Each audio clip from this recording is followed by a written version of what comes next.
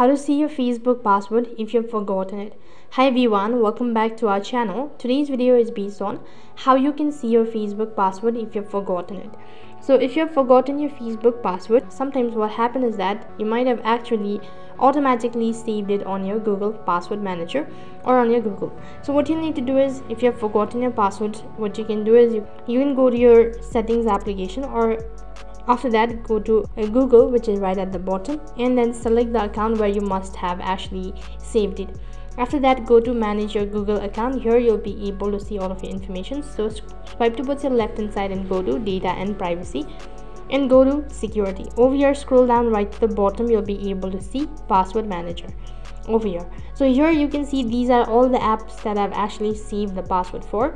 So you might also scroll down and you might be able to find your Facebook password right over here. So just click on, let's say that this is supposing Facebook. You'll need to enter in the PIN, so that's to confirm your identification.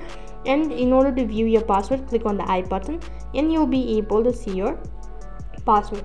Now that was one of the method on how you can see your password. Apart from it, what else you can do is, sometimes you might have logged in from your web browser. So you can just go to your, or open up your web browser and then type in facebook.com, and you might just automatically be logged into your account, or maybe the password might appear right over here. You can check your password over here, or else only alternative is that to click on the forgot password link.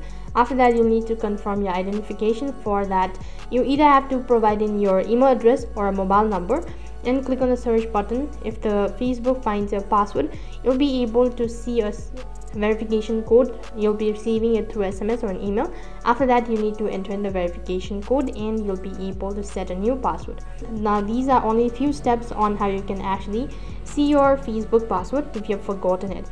That is all for this video. I hope the video was helpful. Make sure to like, share and subscribe to our channel. Thank you for watching. See you in the next video.